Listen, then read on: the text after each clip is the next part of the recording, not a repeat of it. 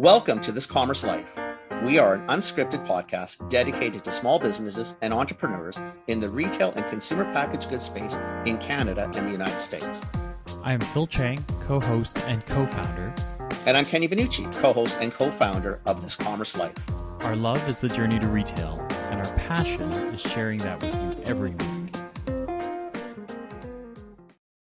Boom. Oh yeah, it's a little crazy. It's our library, so I love it. yeah, it's got pictures and books and yeah, all sorts of stuff. There's some music stuff. The piano's over there. Yeah, I used to be in the basement. My daughter has her art studio down there, but it's just too cold. Like I can't. I feel you. So I came back up here. So yeah. Nice. Kenny, you look comfortable on the couch?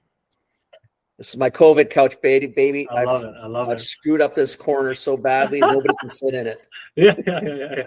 That's actually untrue. Because when I'm there, like it's actually a very comfortable spot. So a few times we tried to steal it. Because then apparently I must have a nice ass because it's formed around my bottom. Yeah. It's molded in his form is what it is. Yeah, there you go. I love it. It's seriously, it's bad. And buddy, I can't flip it anymore. I flip this way, Yeah, it's over. Yeah, I feel you. But I like it. It feels. I feel like I'm just just nestled in. Cozying in. Just loving it, man. Yeah. How are you? Good. Thanks for being patient, guys. My wife's due any day now, so just there's a lot of moving pieces the last little month or so, and I've actually been trying to get a bunch of travel in before this next one comes out. So thank you guys for second for patience. Third. Jeez. Yeah. Good man.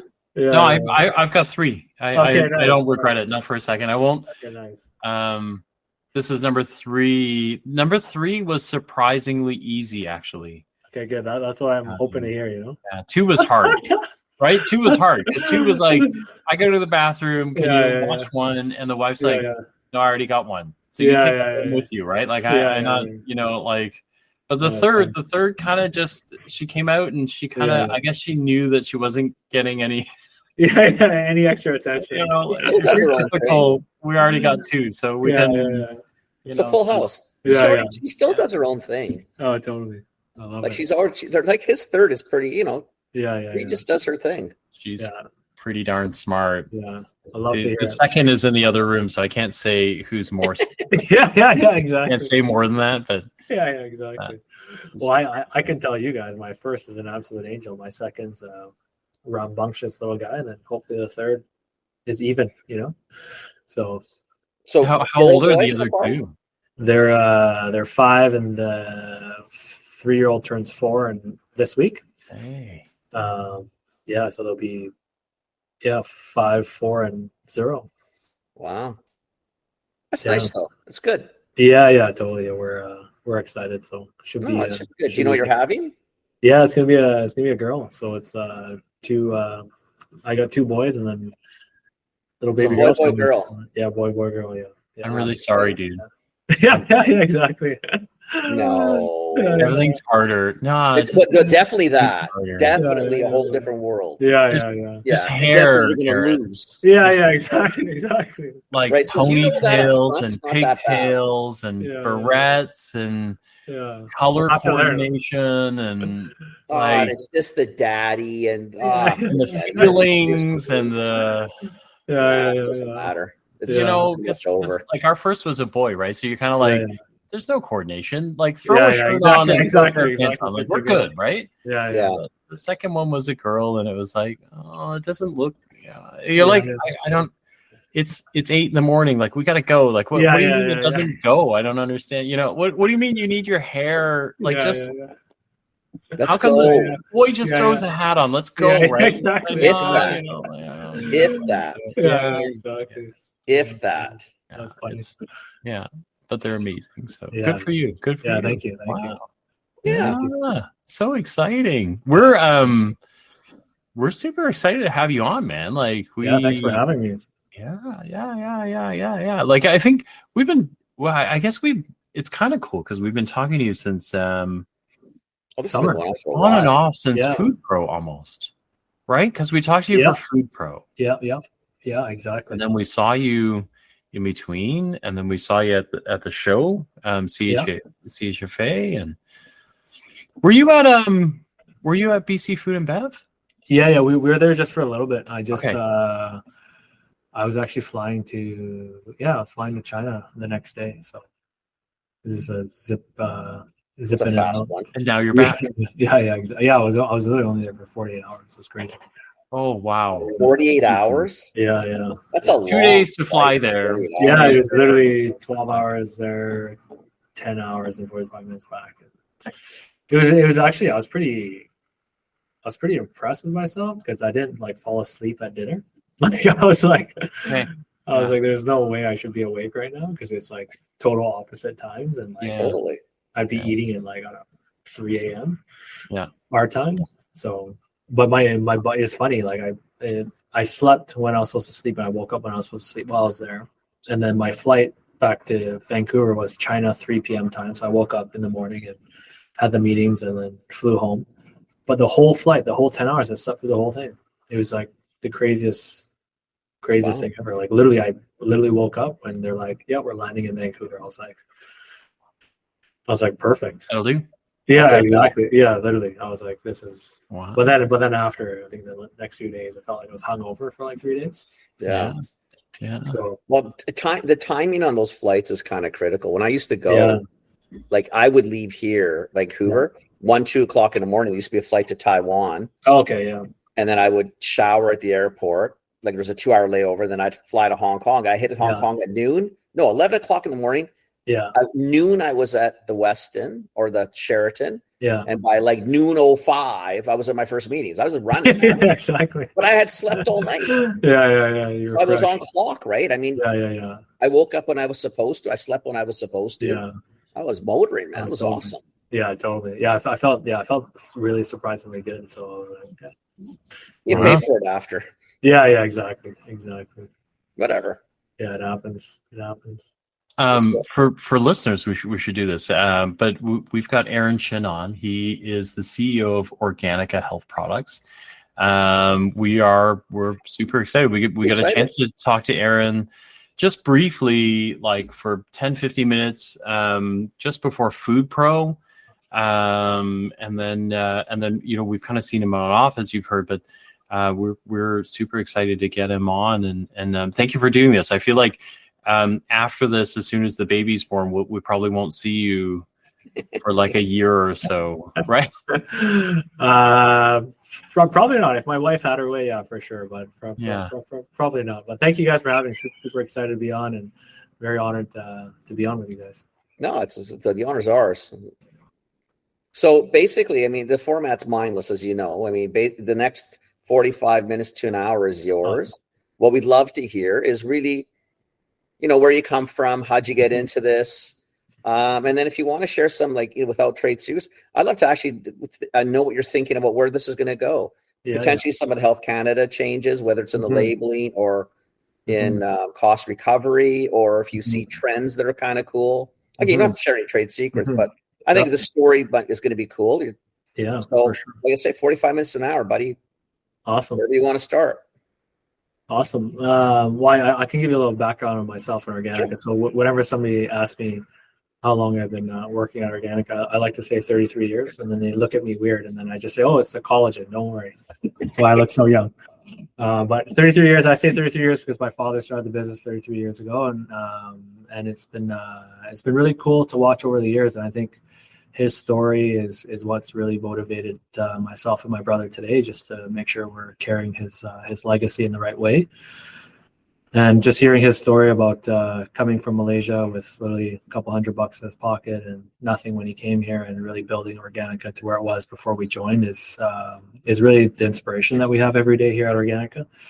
I remember when I was a super young kid, and I would hardly see my dad because he's driving across Canada to build this business at the time, and obviously being of Asian descent in an industry that was very premature back then. You get a lot of catalog rips in your face. Get the hell out of my store. Yeah. What are you doing? What are you selling? Snake oil. And just hearing that, the stories and how he built it and how he persevered really inspires us today to ensure we're continuing to grow upon it. Because he did tell us, I was like, hey, like, Dad, what drives you? What motivates you? And he said, Aaron, I get to go every day and I get to sell life-giving products. Not many people get to say they sell life-giving products every day. We're not selling tires, son. We're selling life-giving products. And that's always stuck with me from the very beginning. And that's also why, for me personally in the business, why I really enjoy the customer experience side and the frontward facing side is because I get to hear these testimonials. And right. There was one the other day where there was a person in the ICU after she gave birth. And obviously a lot of complications with her pregnancy and the birth. And she's like, literally the only thing that I could take in the ICU was literally your bone broth. And I was like, and she's like, it's the only reason why I got out of the ICU. And I was like, okay, this is pretty cool, right? It's really cool. And it really, compelling. Yeah, really compelling. And really, like I said, it just inspires you to go above and beyond without, let's say having to feel like it's a job or, it's a day-to-day that you need to do. Right. So yeah, we're available in all major retailers, online, offline in Canada. So all your various different retailers, and we carry a very wide variety of products. We're up to like about 200-ish SKUs today, and we look forward to engaging with obviously all the different consumers and clients and business partners. That's cool. Your dad, so when your dad immigrated, what was he doing in the old country? Like what was? Yeah, so he actually moved here when he was 17, and his story is pretty cool because back in Malaysia, our family wasn't well off, and every time the ice cream truck would roll around in his neighborhood, my grandma would shove my dad in the back of the house and close every blind and every window. But as you guys know, the ice cream truck is loud.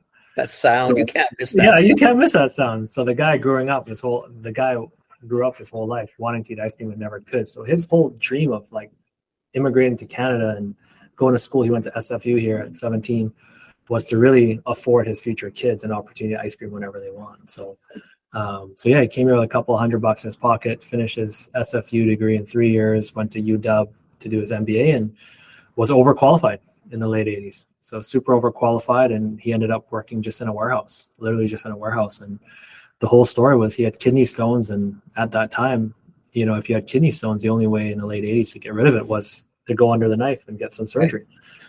And he's like, I can't do that. I can't afford that.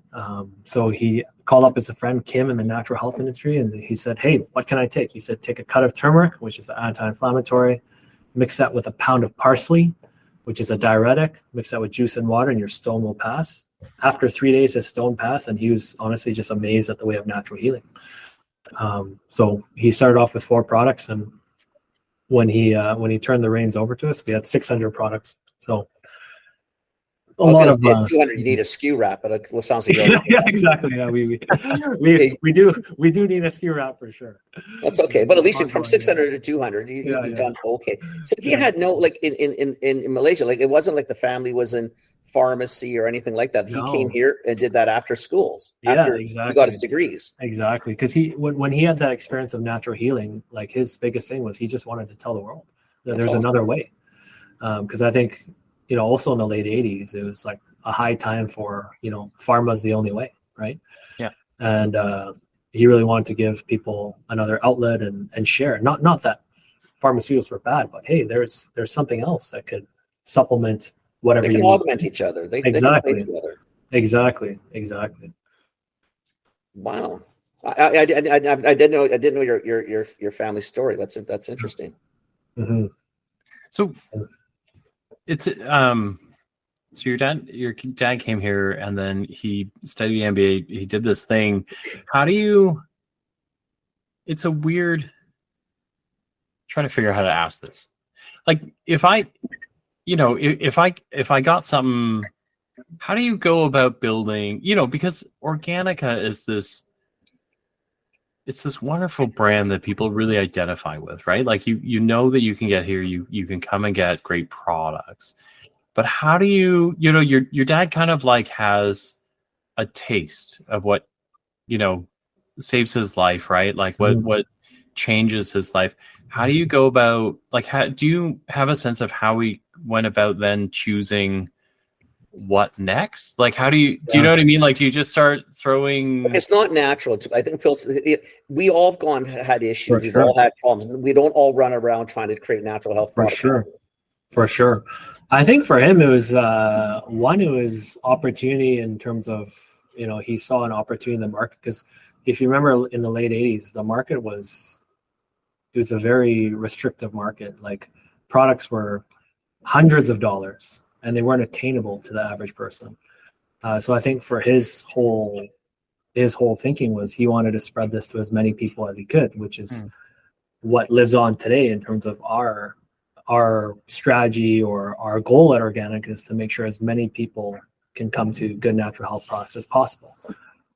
So I think that's really where he started in terms of expanding the product line. And it's funny, when we came on board almost 10 years ago, you talk about a SKU rat and you're at 600 products. Well, my dad kept products around because it would literally help maybe 2 people in all of Canada. But it was important to him. And which for us, we're thinking in a business sense, okay, just cut it, move on, and doesn't make money. But for him, it was his life's purpose and life's mission to really help people live healthier. And I think we've been very, let's say, empathetic to that, and very, let's say, respected of that as well in terms of certain SKUs, like certain legacy SKUs today, may not make much sense, but we do it because we know there's a certain demographic that takes this product. Well, that's good. That means, things from your dad carry through, which is nice too, right? For sure. Wow. Yeah, it's so cool. It's really like, because to me, it's one thing for you kind of go, I'm building a business that has some logical line extensions to it, right? But you kind of like, you start in the middle of the regimen and you kind of go, yep, kidney stones. Let's go sell it. Like, what comes next? It is kind of weird though, because if you go back to the late 80s, like, for sure, like, I mean, the natural health channel is where you would buy all cool stuff, for lack of a better. And there wasn't a lot of cool stuff anyway. Yeah. But, because I was always on the mass side. So I started in London in 90, but I had worked in different spots, and our shelves would have been, A, B, C, D, E, calcium. There was like glucosamines and things like that were just coming on board, but still hadn't really taken off yet. I mean, we're talking really, really, really, really infancy, like nothing. So, so your dad wants to help as many people as he can, but you don't have access to mass channel. Yeah. So FDM, like food drug mass, is non-existent unless you're a single letter vitamin or calcium, as far as I can think of. Yeah. What's he do? He's just getting the cars. He's driving around the city. He's banging on doors. Is like any of them? Once you get me that too, and the name, was it always been Organika? Yeah. So it's a good. So I'll answer your first question first. So yeah, it was literally like, I remember our MPV Mazda van. It was like some old, the Mazda MPVs that aren't around. Was it gold? It was blue. So it was a classic dark blue. It was either light blue, gold, or dark blue. Literally, it was all over. But I remember that thing at the end of its life. No joke. Probably had like 500,000 kilometers. Yeah, probably 500,000 miles on it. Literally, the guy was driving to Toronto, Saskatchewan, and back. Like it was his hotel. It was his plane. It was his car. It was everything. It was his warehouse. And then the second part was so Organika. The original intention was, organic means from the earth, right? And naturally from the earth. And he's from Malaysia originally, so everything CA in Malaysia, or everything with a C, is usually replaced with a K. Right. So he thought of the name Organika. So that's really where he got the name from and made it its own. And yeah, not many people know that today, but yeah, that's where the Organika with a K came from. So it's funny, it's actually, it turns out to be a brilliant play because, I would think that right now, if you wanted to sell the domain Organika or the company, like you can sell that to pretty much anybody. I mean, you really cinched up a really, really sweet spot. You threw a K in to change the word. I mean, really? Oh yeah, totally. Yeah, it's funny because you look at his product line extensions too throughout the years and different products that he tried, and it's like, holy shit, this is like literally the top seller today, but we were just 15 years too early, 10 years too early. Exactly. So everything is, as you guys know, everything's timing and like that. So Well, that's part of it, right? totally. So at the beginning, so he starts off with 4 SKUs, and like you said, and now he's just, because I guess honestly, there's no mass channel. He's having to go to all the mom and pop, old school stores. Yeah, so how's he finding it? Like, does he struggle with it? I mean, I know that you're saying there might be a racial component in there. Like, what was he like? What was it like? Yeah, it was tough because I think this industry is also very very tight niche, right? Yeah. So when you have an outsider coming in starting a new brand, it's even tougher. And then you layer on also the racial aspect of him being an Asian male, and even today people just assume Organic is a China company just because the last name Chin, right? So it's just funny to me, but we get emails all the time. Oh, your products must be from China because I saw your CEO and he's Chinese. And I was like, okay, yeah, sure, that's close enough, I guess. Yeah, exactly. So he's pounding the pavement. He's going to every major city, and it's funny because he would tell me stories where he wouldn't leave that city until he got let's say the key retailer in an area. So he wouldn't leave an area until he got that key retailer, and then from there his strategy was, okay, if the key retailer is carrying it, everyone else is looking at that key retailer and they're going in, right? So his whole thing was to make sure to get that key retailer and grow from there. And that's what he did, step by step. Yeah, step by step. So brick by brick, as they like to say, right? And at this point, I mean, you guys are in the picture, right? So your mom's at home with. Yeah, so it's myself and my brother. My little brother came later, but yeah, it was growing up as a kid, you always wonder, oh, how come my dad's not dropping me off at school or picking me up, or how come he's not at my hockey practice or whatever else. Right. And then later in life, as you grow up, you really realize the sacrifices that he made for us in order for us to have a better life, and then you really grow to appreciate and respect it and everything like that, because it's not easy. Even like, let's say back in the day, he would also tell me stories of, now you can go on Google and you can literally see all the stores in one area. This guy had to go line by line in a yellow page book. Yeah. And or you just drive around town, maybe you just do circles. Exactly. With no, hardly a map. Like now it's so easy, whereas back in the day, like I'm like, okay, just so you know, we did have maps. Okay? yeah, exactly. There was maps. Yeah. Maybe not as good as the maps you got on Google, but there was maps. Yeah. We could figure things out pretty good. We tried. Yeah, exactly. But no, I find that it's interesting that way. So what the first 4 products were? What were they again? Just so so there are coenzyme Q10, ginkgo biloba. Way ahead of its time. Yeah, coenzyme Q10, ginkgo biloba. Ginkgo was at least talked about. Garlic, and Korean red ginseng. So those were his first 4 products that he launched with.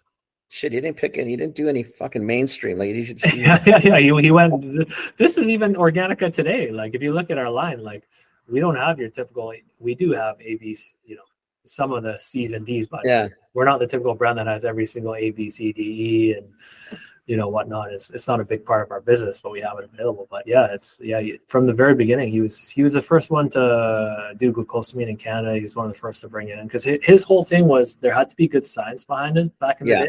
Because if there was good science, he knew he could sell it, right? He knew he could sell something new, because anything new and novel, the industry is already against you because they think natural health is a bunch of which is brew, right? And then if you actually can bring the science behind it, then it gives legitimacy and gives legitimacy to the retailers as well. For sure.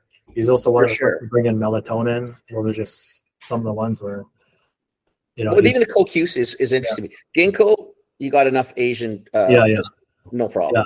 Garlic, you got the world. Garlic was good for you, right? Yeah. And red ginseng, you're back to an Asian type of play. But CoQ is an odd. I mean, I remember when I first heard of CoQ when I was buying for London. Yeah. It was just sort of coming. Again, FDM. It was coming to sort of thing, but the other stuff, everybody knew the other stuff. Yeah, totally. Right. So you at least had anecdotal. So and at the time, so what was he doing? I'm assuming he wasn't making the stuff in the garage. Yeah, no. He for the first 6 years he contract manufactured it out, and then in '96 is when he opened his first manufacturing facility. So in '96 we started manufacturing.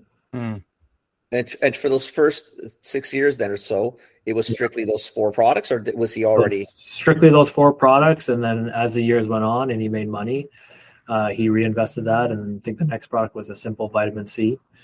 And then just moving from there and growing the brood, as they like to say. to 600 SKUs, which the kids kind of brought Yeah, exactly. Yeah, those are some hard conversations, Kenny, because that. Trust me, I'm sure there was. Matilda in Saskatchewan was buying that one product that we couldn't. Well, Matilda needed her product. You should be a little more sensitive to what Matilda was asking for. That's true. Oh, funny. They get stuck in their ways, right? Oh yeah, totally. Wow. Totally. So this is a family business that your dad kind of like builds this thing from nothing, right? When do you like? Did you always know that you were going to be in this? Yeah, it's a really good question. Me, I did. I every time my dad went to a trade show, it was like a Halloween for me because I knew I was getting some really good goodies. Like I just always knew it. I was always excited by it. My dad was really good at a young age of like exposing us to it. So we'd always go to trade shows. Like I'd work the booth and I'd hand out samples and I'd work in the factory and the warehouse. What age? What are we talking? How old? I'm talking, our first job in there would have been 6. I would have been 6 and my brother would have been 7. We were hand bombing his samples in his little Ziploc bag into an envelope and licking every single envelope for our full spectrum enzyme envelope. So yeah, we would have been like, this would have been just when we opened the manufacturing facility. And then when I was going to the trade shows, it's probably as early as like 8, 9, 10, where I was there and I was helping out. And so I've always had a love for the natural health industry as well, because my dad, obviously I was taking the natural health products too. Like I'd honestly, I'd be the weird kid at hockey at like 10 years old, like with a fresh press Ziploc bag of like reishi and cordyceps mushrooms, and my coach being like, "Hey, what the hell? Like, what is going on? Like, I got to talk to your parents." And my dad be like, "Oh no, I just came from the factory." They'll tell you what it is. Yeah, exactly. Listen, Chin, here's a cup. Go pee in the. I need to know. Exactly. 10 years old. 10 years old too. I don't know if you can get on the ice until we get a test back. I don't know. Exactly. So yeah, I've always loved it, and it's funny when I started working more on the office side in my teens, like in the summers. I'd always walk by the sales manager's desk and kind of think in my head, I'm like, hey, keeping my seat warm, because I always knew like, hey, like I wanted to do this. So yeah, from a very young age, like for me, and I think what was really good about how my dad approached it, and I have a lot of friends in different family businesses as well. And I think the reason also why I'm so passionate and why it's like a part of me is because he never forced us into it. He never forced me into working there in the summers. He never said, hey, you need to be at this trade show. It was always because we wanted to. Right. Like, and that was also his parenting style for us in general growing up as kids. It was like, I never had a curfew in my life. He just said, I don't want to pick you up the next day in jail. So just be responsible. That was it. Right. And, he never said, hey, you need to get good grades and go to UBC or do your master's or any of that. He never, like, it was just, he said, hey, if you're going to do something, make sure you put your heart and your energy into it. But if you commit to something, commit to it. Right. So that's kind of the lesson that we've, taken today, and something that I hope to teach my kids as well. So. Well, good for you. Wow. Okay. Good for you. Okay. So you're going to do this. So you're doing the, it's funny. Do you know the Nana Pop couple? No. They do a banana popsicle. Their daughter was at the booth. Okay. And, when I went there, they were telling me that her daughter's 13, and I think I'm going to get it wrong. So I'm sure they're going to call and yell at me, but I think the daughter actually landed one of the accounts like Metro or something. or something, a Walmart or and she expected us just to congratulate. And I said to the daughter, I go, you get paid bonus for that, right? Yeah. Mother goes, yeah, I got it. And I go, no, not $5. Like, no, we're talking cash. Right? And then all of a sudden, the two of them are like, whoa, get out, take your popsicle and go. Like, get out. Here's an extra one. Go. Yeah. Oh, that's hilarious. But it's nice to see it. It's nice to see that, where the kids do sort of go into, like, I mean, I do work for Jiva. Yeah, yeah. And, you know, the kids are involved in the family business. And we, you know, I know Randy from Nationwide for a million years. Mhm. Yeah. His daughter's starting to creep into the business. It's just kind of cool that these families are, you know, the legacy is important. And we'll be right back. Phil, Yeah, Kenny. favorite 3 letters. Come on, Phil. You know it. OGB. OGB, baby. OGB. OGB. And Phil, let's help people out. What does OGB stand for? It stands for Old Growth Beverages. It is It gives me a tingle. What the heck? What is old growth beverages, Phil? Why, I'm so glad you asked, Kenny. It's That's a what I'm here micro for. ground tea. So it's a tea where we take all the tea leaves, we grind them up into fine powder, and it basically takes your process from getting from thirsty, unfulfilled, and wanting a hot, refreshing tea. And it takes that process and it converts you into a happy tea drinker in about 30 seconds. All you need is hot water, a spoonful of microground tea of your choice from OGB. And then if you want to top it up with something, and then all you got to do is sit back, cool it down a little, and enjoy. I love that, Phil. So is this just tea, or is there what exactly do they have? Because this sounds really intriguing to me. We've got some wonderful flavors. Some of our most popular flavors are chai and London fog and matcha. But we've got some other wonderful flavors. We've got a dirty chai in there somewhere. We've Dirty got a chai hot coffee? chocolate. Yes, all of these things. And the beauty of all of these is if you want a process where you're kind of like, you know, pouring and steeping tea, you can do that. But sometimes you just need a chance to be able to have a Quick nice and dirty, cup of man. tea, Just quick and dirty, enjoy right? right away, right? That's and right. drink That's all right. the benefits of the That's tea. right. I'll tell you the truth. I mean, I was never a fan of chai, to be frank with you. I love our chai. I absolutely love our chai. I think the spice level's perfect. I love the scent. I love the aromas. I love the taste. I love the way it makes me feel. And I love the fact that I drink all the spices, all the tea leaves, quick swirl at the end, down it all. I think, and if you want that, there's a non-caffeine in our turmeric chai made from rooibos. So there's no caffeine in that one. And if you want some extra caffeine, we have a coffee based in our dirty chai. Same spices, different base, phenomenal. I'll tell you, I love chai, but I only ever used to get it when I'd go to my friend's house and I would have to pester them to make it, and then I have to wait for them to make it. Now, I don't have to do that. I get a spoonful of it out of an OGB pouch, and I'm good to go. Just bring the chai to your friend's house. I've done that too, and they love our chai as much. There you go. And they don't have to prep it. Yeah, they don't have to prep it, which they really love. Once again, Phil, the three letters. OGB, baby. OGB. Hopefully you grabbed a cup of your favorite OGB tea. Now back to the podcast. Yeah, the fact that what your dad's doing is nice. I mean, it's good. Mm-hmm. You know, natural health products are nice to have around. Yeah. So quite frankly, it's you know, luckily he went into it, but doesn't mean you guys have to. Yeah, for sure. Right. Yeah, and I think like I said, it just stems from being exposed to it from a young age and really seeing the value of it. I think, you know, value from it personally, but also, you know, the story that I told earlier about the whole bone broth thing. These are like that's like not even a sliver of the amount of testimonies that we've had over the years, even from a young age. I remember my dad telling me there was literally those bubble boys in an allergy bubble. And like, it's probably when I was like 12 or 13. And he's like, Aaron, that kid is out of the bubble today because of our pecnogenol. And I was like, that is insane. Like if that doesn't drive you, I don't know what's going to, right? Yeah, literally. I was like, okay, this is awesome. Like, this is cool. So wow. What's when you finished uni then, did you go straight to work? Did your dad kind of go somewhere else? Learn? You were working all the way through uni. What are you talking about? Yeah. It's a good. It's funny because now you look back at probably the traditional route would have been more so, hey, push him out of the business, get experience, and go somewhere else. Yeah. But my brother and I, we actually finished school at the exact same time, and we joined at the exact same time. So it would have been January. Our 10-year anniversary would be January coming up.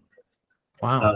So it would have been, and it's been really cool because I think also at that time, Organika needed a little refresh just in terms of fresh eyes and fresh management and everything. Because when we came in, I think at that time, my dad had taken a step back in the business, but didn't necessarily have the right management team in there to drive the business forward. Mm. And being owner's son, I think you always get the, people will never say it to your face, but you can hear the chatter of Silver Spoon. He doesn't deserve where he is. What's he doing? Hey, why is he here? Because exactly. So we got a lot of that. I'd say the first 2 years, and honestly, I didn't really get over it until maybe like 2 years ago. So imagine like being 8 years in the business and having this chip on your shoulder of like thinking, you don't deserve to be there because somebody says you don't, right? But it was a good journey when we first started because I think I like to say Organika was like a house. We sliced off the roof, we turned it upside down, we emptied all the furnishing, the lamps, the lighting, etc., put it back on, and we just grew a few more, floors in the house because that's kind of what was needed at Organic at the time. And I think looking back, we can obviously say we made the right decision, but there are also a lot of mistakes along the way that you learn from, right? Because being fresh out of university with no actual let's say on the job experience, you make a lot of mistakes and you look at things differently now. But I think everything, I truly believe everything happens for a reason, and the mistakes that we made have created us. What did you do that was obviously nothing was catastrophic. You're still here.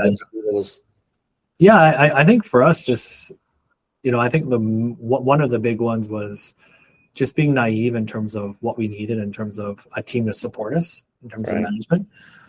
Because I think a lot of times when you're young and you're new in a role, you just default to, you need somebody with all these years of experience and all this long resume and from this big four and this corporate company and stuff like that. And then you realize shortly within, I'm not even going to say a year, but probably within 6 months that, hey, like this person actually doesn't want to work anymore. And this is an entrepreneurial company where you actually need to put your fingernails in and everyone needs to work together and work hard together, right? So I think we went through a few iterations of the management team. And like I said, I think we were also naive in terms of how we were managing people as well. And just not, let's say as seasoned, as we like to think we are now in terms of knowing what we need in the business and knowing the type of people that we need in the business at this time. Because also when you're growing like we were, it's like when you're growing at the pace that we were, it's like a new company every year. Like companies, when you're growing at that level, it's like a new company. And then what you realize is, okay, certain people will be really good for a couple of years because they'll help you get to a certain point. And then after that, they don't want to evolve or change, or they don't have the expertise or skill.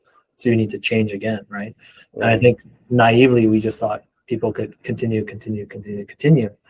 Or they were actually up here and they didn't know what to do at a company at this level. Right. Because their head was so far in the hundreds of millions of dollars of companies and 50 million P&Ls, and we were way smaller than that, right? So I think just learning from that and being receptive to it, I think it's been really helpful for us over the years to not make the same mistakes over and over again. Yeah, ideally try not to make them more than a couple times, right? Yeah, exactly. and then I think another one for us as well, like in the early years, was also thinking we could compete in different categories where we had no business being in. And I like to bring up the story of our vegan protein that we launched. It was like one of the, like, in my opinion, still today, the best tasting vegan protein. Had 8 different medicinal mushrooms, had a prebiotic, probiotic, and had a really nice blend of vegan ingredients. But it was just so expensive. It was like $40 for like a 300 gram protein. Oh shit, yeah. You had Vega and you had Progressive and you had all these big brands with like way bigger tubs, quadruple. Yeah, they might be $50. Yeah, literally. Exactly. Exactly. So I think, and also just learning the protein game as well is a lot of these companies don't make money and sell protein. So, it was interesting for us to see how much money that is spent in that specific category and how little margin or how little dollars they take home at the end of the day. And it was essentially became a race to the bottom, and we said, okay, we're going to pull out of this space and stick to another niche that we think we could be good at, right? So it's okay. At least you see it, right? Because that is definitely a tonnage game. That's all volume. Yeah, exactly. It's just accumulating pennies. Yeah, exactly. And you need to sell a lot to carry a lot of pennies. Otherwise, that's a tough. That's a hard one to learn too, right? Like it's, I think we're all competitors, right? So once you're in the space, it's like you kind of, there's a way to do it and hold your reputation, and then there's a way to do it and not leave any good impressions, right? So right, totally. And it was the first product where we like put actual marketing dollars behind and built a whole campaign. So it wasn't like it was like we just launched it and hope it sold. It was like, no, we actually thought. Which makes it even harder to totally. Because now you're thinking, okay, obviously everybody else is stupid, so we got to keep doing this because sooner or later they're going to catch up to our brilliance. Yeah, exactly. But I think honestly, it's one thing that I really admire about the Organika team and culture too, is there is a true humility culture here of it's okay to take shots, but also make mistakes and learn from them and say we're wrong when we're wrong. Yeah, like not every puck goes in the net, buddy. Yeah, exactly. Right. Mm-hmm. Some miss. Some really miss. Yeah, exactly. Some got a few fans in the crowd. Yeah, exactly. So, wow. Because I'm going to get to the Costco thing because I remember when you guys, I do remember when you guys went in and we'll say shockwaves. I don't know. That's probably a bad choice of words, but I remember that was interesting. But when did you start to move out of natural, like true natural, like the health food stores, into whether it was FDM or whatever? Like when did you guys, like when did it become that, what, we've capped this one, I guess, as much as we can. Yeah. If we want to grow, we got to go somewhere. Yeah, I think it was really early on in our careers at Organika, within year one, and we were at home, and I was mentioning my little brother. He's 8 years younger than me and 10 than my brother. And we were having dinner at my parents' house one night, and we just said, "Hey, Gabe, like, what'd you have for lunch today?" And he went, "A smoothie." And I said, "Where did you get your smoothie from?" And he's like, "The cafeteria." And I was like, in my, like, as of 8 years ago, in the cafeteria that I was at, burgers, pop, fries chips, and gravy, literally nothing healthy. And this guy was literally getting a smoothie from his high school. So it was a big shift in my brother and I's mind of there's a whole new generation and wave that is expecting health as part of their daily life, not that they had to go out and get it. Right. Whereas, natural health food stores sometimes are out of the way, and most of the time you have to go out to that store and get it. Whereas we saw, okay, like there's going to be a whole new generation that's going to expect products everywhere, where they shop, right? So I think for us, it was probably a couple years in the business where we said, okay, hey, we're gonna expand into the food, drug, mass side and make sure we can support that in terms of capacity, but also still support the specialty stores and independents in terms of, unique promos or giveaways or training, because that's, I think the big key thing that people sometimes miss when they go to mass is they don't realize that, hey, these specialty stores are your bread and butter. They're your information center. They're your data center. There's your education. The teacher. They're the first any trends. Yeah. And they're really loyal. Like specialty stores are very loyal. And, some of them has been with us for 33 years. And I still enjoy really going into all of the shops and saying hi to them. And it's the owner's touch, right? The owner is visible. He's on the floor. It's not these big corporations where you don't know anybody. But that being said, we knew people were going to shift their shopping into one-stop shop rather than multiple shops. And I think what really accelerated that was actually COVID, in terms of before people would shop at maybe 2 or 3 different places for groceries. And then all of a sudden it became one stop. Wherever they were shopping, they just wanted to get it all done there. So we foresaw that this was going to be a trend, and we knew it was coming. So we said, okay, hey, we got to make sure we're present in these different grocery retailers. So yeah, it was, I'd probably say it was, let's say 6 or 7 years ago, we were a couple years into the business where we said, okay, this is our strategy for the next 3 years, is to build distribution. How'd your dad feel about it? I think he was I think, you know what? I think he was very supportive, but also, he very wise in the sense of he's like, hey, make sure you're not forgetting the independent and specialties. It's hard though, Aaron, right? Because I can imagine because in his mind, I'm thinking, these people are the ones that got us here, right? Yeah, totally. You don't want to forget them, right? So it's probably instilling in your head, don't forget them. Yeah, totally. Yeah, definitely. And that's why I think for me, like if I were to look at my schedule back then, it was like 80 to 90% of my time was in specialty stores, just pounding the pavement and educating and doing trainings and on the floor with the staff and doing demos, right? Like it was like, I think still to this day, it's important for us to make sure we're present and we're in there. But I also think if we go back to what was the original vision of the business, which was to help, or the mission was to help people live healthier, it didn't say people that were already healthy only shopping in health food stores. It's to help everybody. So, this gave us an outlet or accessibility to people that maybe were never exposed to health products before or trying it for the first time. So this was our, let's say our foray into. I think the move is brilliant. I mean, if I go back, and if you look at sort of even what Roland did, didn't put factors and made, had Weber Naturals and went right to Costco and Mass and you guys. I think at the end of the day, and this is because I love the natural health channel too. I love independence in general. Yeah. Right. But at the same time, is if you really want to help a lot of people, you got to go where a lot of people go. For sure. Right. And if 85% of us are shopping in FDM, why are you excluding us? Right. Remember, because I came from the Mass channel too, but I love the independent, but they can coexist. What the independents always had to do is play to your strength.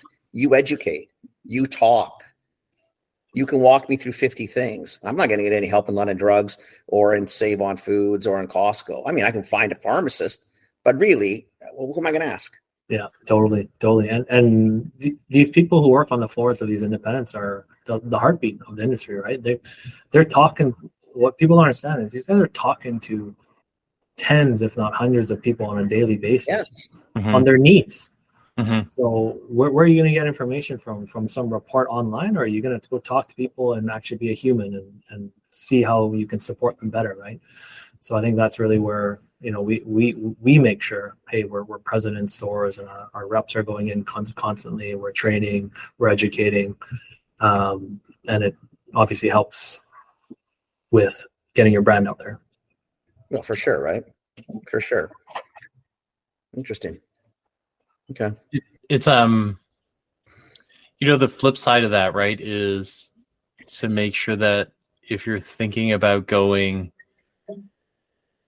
it's almost like you got to think through the evolution of the product that way too, which is something I think, we notice that a lot of companies don't necessarily, they get fixated on, I need to be in the independence or whatever, without thinking through, because I think the part that, when you launched into Costco, everyone went, oh gosh, like this is big and bold, and I remember thinking the only thing I wanted to know was whether you were costed right, because the other parts, because the other parts were brilliant, right? Is you saw where the consumers were shifting and where they were going to be, but the other part that everyone gets into trouble for is if you don't get costing right, like that's, well, you kill your independence. It's a world of hurt, right? Like it's a world of hurt, right? And if people don't gravitate you into Mass, you can't go back because they don't want to talk to you anymore.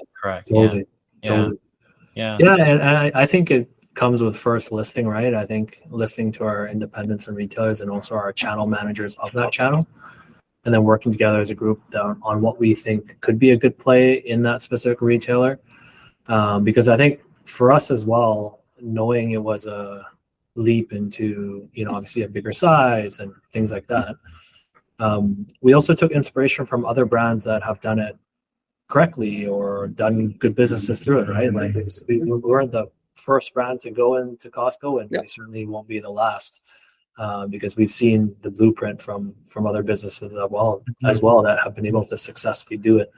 But I think one is making sure you're giving value to both sides, right? Whether that's independent, Costco, food, drug, mass, looking at the costing structures, but also educating and telling the teams of, hey, like if you're really worried about Costco, how many of their shoppers actually shop in your store? How much crossover really is there? Like, is somebody buying a 5-pound bag of popcorn the same person who's buying a $5 bag of what's that famous popcorn? Annie's? Is it Annie's? Not Annie, but Angie's.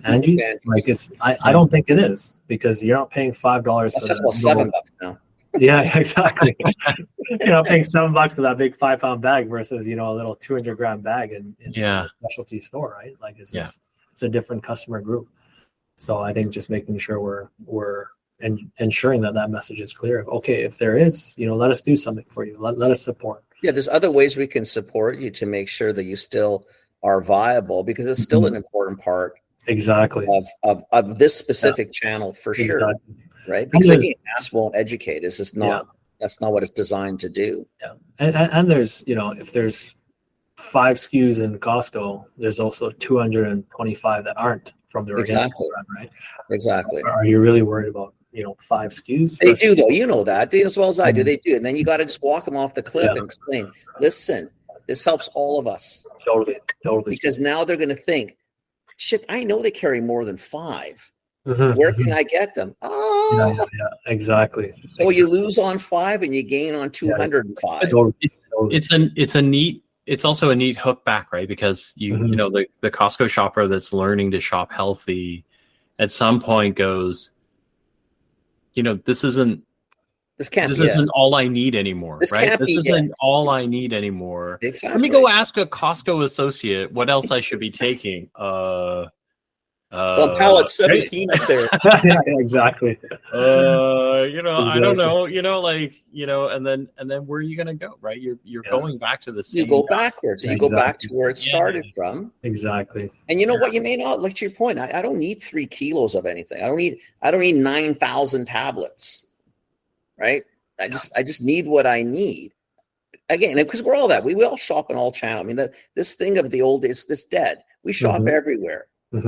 But I think as we seem to be gravitating a lot more back to some of the smaller, some of the neighborhood, because it's important. And I think as well, it's also personalization, right? I think the one thing that COVID is definitely moved forward for us as well is also our need for that human connection, right? Like, it's very impersonal shopping in these big retailers where, like you said, there's nobody there. But when you walk into a Nature's Fair or Choices, there's somebody right there saying, "Hey, how can I help you? What are you looking for?" Yeah, literally. It's true. So, well, you get the shock of somebody actually talking to you first, right? Yeah, exactly. Why are you talking to me, right? And then you're like, oh, okay, wait, I get it. I can ask a question. Right? Yeah, we can actually talk. Exactly. Cool. It's the customer experience you give, right? Like, I think that's where people are really shopping and putting their money now, and that's what they're realizing is, hey, like, we're not maybe spending on the superficial things that we're doing before, but more on the experience that we're getting. And we're more willing to support these small local retailers because they're giving us that experience, right? Right. So definitely agree. Much nicer shop. Have you? We don't have a ton of time, so do you want to fly film into some like the SOS kind of thing? Like, I'm curious to see what Aaron's opinion is on. Unless you had another question before we get there. I was curious. I didn't know if you were worried about it or you had any thoughts on that, on SOS and this whole Health Canada thing? Yeah, I think it's difficult because there's a lot of brands that are going to be impacted and affected. That's number one. There's a lot of people have worked their whole lives to launch different companies or launch different initiatives, and simply speaking, it's an expensive endeavor, right? It's expensive being in business, not including just even this cost recovery things, but inflation, raw material prices, packaging, wages, everything, right? Like rent. So it is getting tougher and tougher to be a business in general. And this is kind of another layer on top of that as well, right? So I think it's definitely going to limit choices on the shelf. Like that's no doubt about it. No doubt about it. I think what hopefully happens is they take a look and they give maybe potentially different price breaks on potentially the size of your business. Because I've always said this from the very beginning when they launched the whole MPN thing. I said, let's say I'm P&G and I have 50,000 SKUs and I got toothpaste, I got every single type of deodorant with 5,000 other variations or whatever. They're submitting the NPNs as well. So from a Health Canada perspective, it actually makes sense for the amount of volume that they're getting. But how we differentiate, the supplements from the different other household items, I think is key to actually saying, okay, like, hey, supplements actually makes up only 15% of your submissions. The rest of your household products, your aftershave, your Listerine, your whatever else, shampoo, like what does that equal to, right? So I think there needs to be more work done in that regard of really seeing, okay, like categorizing it properly. Then I think you can actually give a real cost to people on what it actually should be, right? Right. Because it is going to stifle innovation too, right? Like not many businesses are going to spend 30 to 60 grand on a new product before it even launches. I think even at your size, was it fair to say even at your size that, where you maybe didn't think as hard 2 years ago, 2 years from now, there's a little more thought. I mean, is it really worth it? I mean, for sure. You want to do it because it's probably the right thing to do, but it's still a business. Yeah, for sure. And it has to make sense at the end of the day, right? So, you're probably looking at your spreadsheet a lot more closer than you were before. But like I said, I think it needs to be categorized properly before you can give a proper assessment on, the different costs that you can dole out. Right. So, I'd say, well, number one, categorization needs to be really thought of, and it really needs to be a separate less broad stroke. Broad stroke. Like these company isn't even our company. Like nobody has money to spend on 10,000 applications like these other big conglomerates do, right? It's just not feasible. I think they just lose sight of it. I think, a bureaucrat just doesn't understand.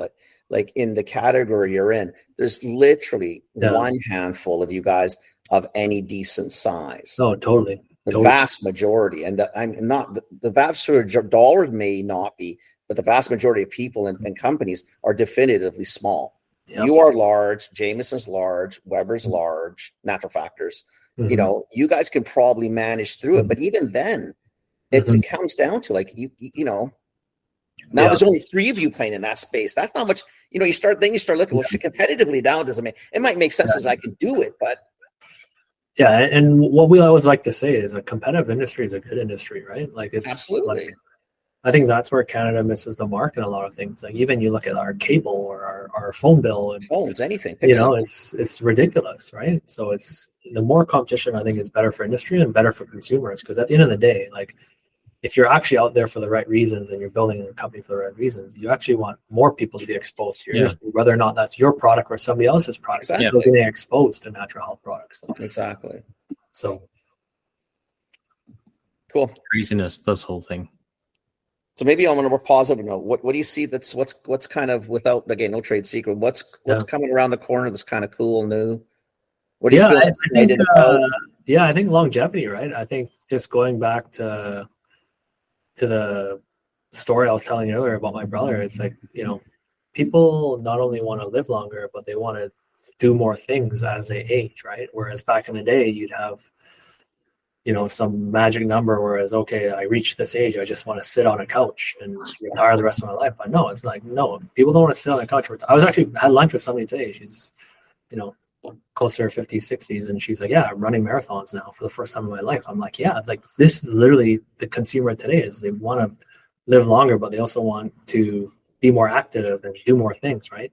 For sure. And I think there's also been a shift. And when I say longevity, it's also like, okay, like if you also look at how people are being born or how old people are being born now, it's, people are having babies in their late 30s, early 40s. Yeah. So that naturally means, the grandparents are already in their 60s, 70s, and the grandkids are born. So naturally, they also want to be a part of their grandkids' lives, and they want to be healthier and happier. So I really do see a shift, and it's not just older people wanting to be healthier; it's even younger people want to see how they can be healthy now, right? So it's one of those interesting shifts that you see where, you even have like late 20s people in their 20s thinking how they can live longer. It's like shouldn't even be in your head until you're like 60s or 70s, right? But you have like, Yeah. saying, okay, how can I live longer and live better? And so it's, I think that's a very interesting category that you'll see definitely a lot of, let's say a lot of products, a lot of marketing, a lot of research behind, because there's a lot of incredible products that are really good for that. And I think we're just scratching the surface of what's possible in that area. So it's That's definitely, cool.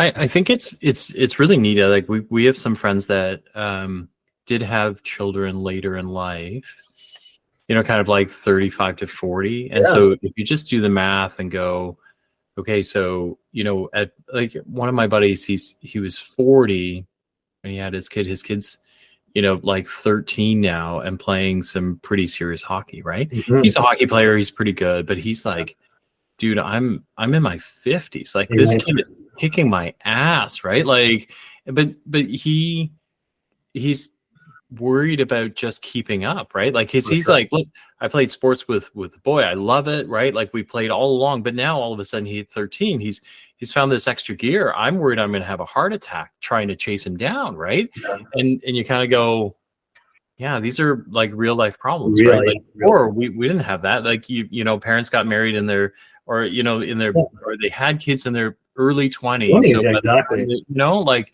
by the time the kids are old enough, you're still in your mid 30s. You haven't even sloughed off like any athletic in uni, right? Well, that's just it. So yeah, now you got grandparents taking the kids to school, and you're thinking, oh, that's right. I didn't realize you're the parent. The grandparent. Yeah. Right? Totally. Yeah. So I think that's a super interesting area that you guys will definitely. It is. It's really cool. Yeah. That's cool. So you're going to help us live longer. That's that's the goal, right? That's the goal. No, not just live longer. I want to live longer. I want to live better. Yeah, live better. Exactly. Do you have products that help Kenny be less forgetful? Yeah. There's lots of brain yeah. There's a lot of okay. If I were to give you something to take, I'd say take magnesium L-threonate. It's like they call it the miracle magnesium. It's the highest absorbable form of magnesium, and it's incredible for the brain, like really good for the brain. Okay, I gotta go and buy as long as I remember. No, I'm you're gonna forget is what's gonna happen. So I'm gonna go online. I think I'm gonna buy you product right now and just have it shipped to you. Yeah, exactly. And he'll be angry at me now, but he'll forget, Aaron. So exactly. Hang up and then it'll be all good. So he'll be like, "Why'd you send this?" I'm like, "It's sad, man. There's I don't know if it's just there's no capacity left." Yeah. Or I just stopped listening. Could be that. Who knows, right? Could be a bit of both. Yeah, exactly. On any given day, I can float between whatever I feel like. Exactly. Oh, I found it. So the magnesium L-threonate capsules. That's kind of a handful to say, but okay, I know what it is. I got it. Yeah, but you won't remember, so I have to. I'll remember that, but I just won't remember to buy it. But I'll remember talking about it. This is awesome, Aaron. Thanks for doing this. This is pleasure. I'm glad I'm glad it worked out and you came on, and hopefully the wife's feeling good and you have a nice, healthy, happy baby. And let us know. Appreciate it. Yeah, we'll do for sure. Yeah, cool, it's an exciting time, so we're very blessed, and I think it's cool. Yeah, it's taking a step back and looking at different things, and always going on in different podcasts like this is great because you get to look back and just be grateful for the lessons and the challenges. Where at the time you're like, oh my gosh, like, are we gonna get through this? But I think that's sort of what, like, even why we like doing this too, right? Because the people that listen, if they're a little bit younger, is that listen, you're going to make a shit ton of mistakes. Totally. So you can still add on lots of years. They're typically not catastrophic. Yeah. Typically. So, learn and ask. And so if they wanted to get some insights or ask, how do people find you? Yeah. I'm on, you can email me, Aaron@organika.com, or on Instagram, Organika Aaron. And very easy I always respond. So feel free to reach out. And I guess the one thing that was always pertaining when I do these things is just a good reminder, because I think at the earlier part of my career, it was always a sprint, a race. Mm-hmm. And I think as you get hardened over the years, you realize like, hey, dude, no, it's actually a marathon. It's a marathon, man. It's a long run. Yeah, exactly. Take your time. Enjoy the run. Exactly. And you've got a bit of a gap, right? Because if you harbor hope that maybe one of your kids want to come on, right? You sure. you got a little while to go, right? Sure. Like not before they start helping. That's kind of 15 years, you know. 15 right? years. Yeah, but before one actually decides You they said want one to was get into 5. They're 2 Exactly. years away That's for what I 15 said. years. Yeah, exactly. The hell you talking? Listen, you got to No, talk no, to your dad. Get it at all wrong. five, they'll be happy to do whatever you tell them to do, right? Yeah. I'm hanging out with Just dad. It's all begging good, right? something. But I'm just saying that one conscious moment of like, no, Absolutely. I actually want to do this with dad for, for good. Like This is you a good gotta, way to see dad. I'm sure your dad did a lot of it too, is because you know what? It's a good chance for your dad to see you guys because he's running around working. Totally. Having the kids involved in it is okay. It's old school. It's old culture. We all do that. Yeah. And it's special too, right? And you look at family businesses and it's awesome. And yeah, it's really cool. And you feel I feel like the best family businesses also have that best family relationship outside of business. Exactly. And to translate it in. So it is a joy working together. It's not like a burden. Oh, I gotta see my partner. It's awesome. I love it. So good for you. Yeah. We did. If you want to come back, I feel like that's the other part of this is it's like almost a whole different discussion around how you manage work and family circles, right? Because yeah, for sure. You do, like you're kind of like you hear it sometimes between husband and wife teams. It's like, oh gosh, yeah. We're the office together, we're home together, like, and then so, but with mom and dad, for example, or siblings, it's interesting, or siblings, right? Like, damn, totally. that little brother he's around all the damn time, right? yeah, exactly. Not exactly. that you said that anywhere. Not yet. Yeah, exactly. You can also bring him on. You can have his chance to defend himself. We don't care. Yeah, exactly. Yeah, I do feel like that's the thing, right? Because families that work together, they have different, kind of coping or release mechanisms than everybody else, right? So they have to. Yeah. Sure. Yeah. Very cool. That's very cool. Aaron, thank you so much. Thanks for coming on, buddy. I appreciate it. Seriously. It was very kind of you to join us. Appreciate it. Well, thank you guys. As like I said earlier, real honor being on the Our podcast. pleasure. Thank you guys, and really enjoy the convo. Thanks. Okay. Aaron, Take you care. enjoy the rest of the afternoon. Chang, you stay on for a second. Yeah. Okay. We'll see you guys. Talk to you later, buddy. Okay. Ciao. Yeah. Bye, guys. Bye.